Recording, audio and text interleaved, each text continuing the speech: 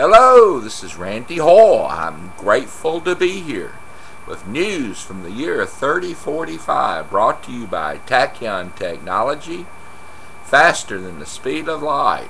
And our sponsor is Cosmos Harmony. Remember, you can find your true love in the galaxy with Cosmos Harmony. Welcome, Cybernauts.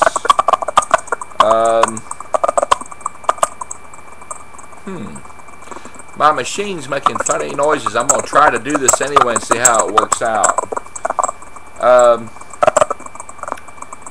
First, I'm going to start with new UFO news.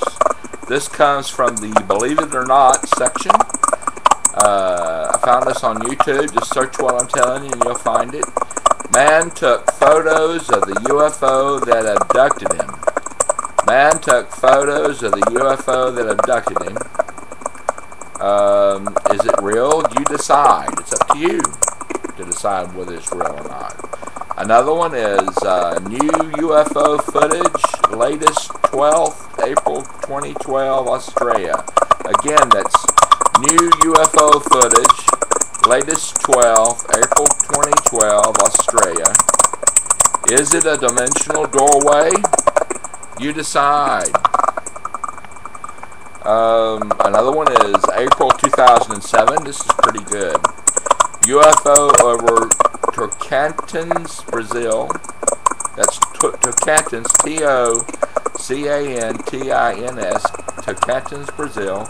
It's April 2007, UFO over Tocantins, Brazil.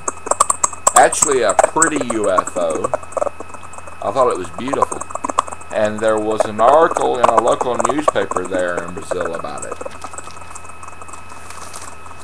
As far as my predictions are concerned, for future appearances of UFOs, I'm still predicting July 3rd, 4th, and 5th. One of the concepts I use is that when there are large crowds of people outside, and they have more free time, they can see the world about them, and more likely to see something unusual. Also Thanksgiving, possibly the night before and possibly the morning after. Winter solstice, possibly the night before and possibly the morning after. And on winter solstice, it's curious because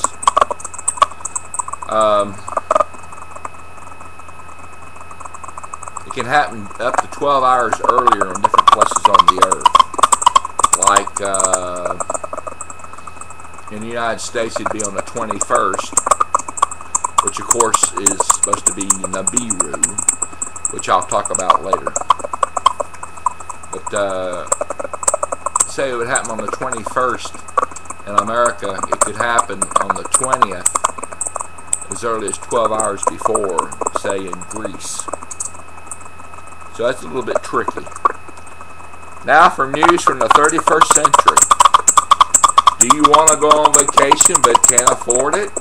Then take a virtual vacation. Just go to Virtual Adventures Incorporated. They will place you into one of their warm, comfortable resting tanks where you float in a saline solution. They then place a sensor cap on your head, and as you rest, your consciousness moves into the cognitivator computer, where you can experience a virtual reality. While doing so, you can visit distant planets, or you can go to scenic settings on Earth, like Manhattan before it was underwater, Los Angeles before the Great Earthquake. You can even actually operate a real robot from your virtual reality in real time. You can party with the Beatles and the Rolling Stones. Get high with Sid Barrett of Pink Floyd. Pretty good stuff. Just, whatever your imagination, they have it. You can do it. There's a waiting list, so you might want to call Virtual Adventures today. In other news, during my research, I discovered that the greatest boon to the ecology movement was when, in the early 21st century, the private sector, business and corporations, got involved in ecology. The auto industry produced hybrid cars, And that really took off when the price of batteries went down. The solar panel industry grew in popularity when industry found ways to make more efficient and cheaper panels. In Texas, large fields of windmills were created to create electricity. However, the people of Texas refused to call it green energy. They got mad if they heard you call it that. Trains became green with modern diesels because it cost less per pound to move something by train than by transfer truck. Modern skyscrapers become considered to be green because energy-wise they can house people cheaper than standard housing. This was all done in the name of making money, which contradicts the idea that capitalism is necessarily anti-ecology. Now, before I'm going to talk on the subject of Nibiru, but I want to say something to my regular viewers.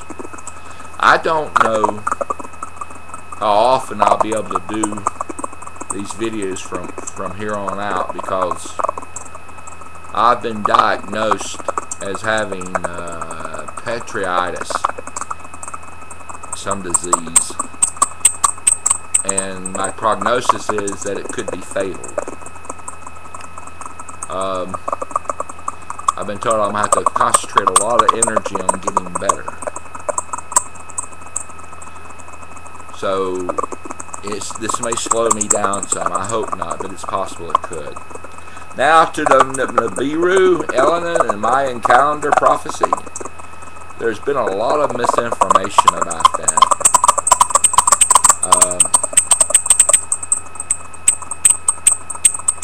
What's fact and what's real can be very hard to distinguish. So what I'm practicing is just a very simple concept.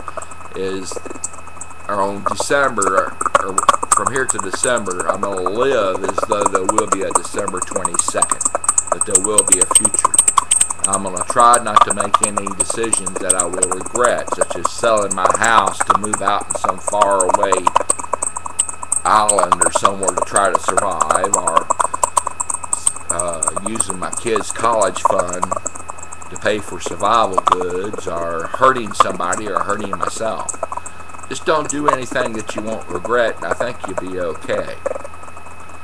And that's all I've got to say about Nibiru, whether it's true or not. Share my videos with your friends. If you want to see more of my videos, you can search year 3045 on YouTube. I want to thank those of you who take time to look at my ads instead of skipping them, because when you do, you help me with my research, and sometimes you can find something you can use. Remember to work to turn your dream into reality. Sometimes just a little step gets you started, and reality rewards action. It rewards effort. It rewards sweating a little bit. Remember to fight and work for your dream. There was a woman who said anyone who fights for the future lives it today, so fight for your future.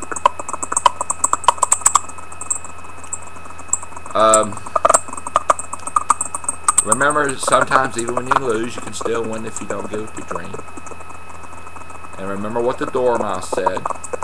Feed your head. Read a book. Learn something new. Go take another course in school. Education is good for you. Leave you with a blessing. May you always have the freedom to choose the path of reason. And when reason isn't present, may you have the wisdom to know it. May the universe bless you.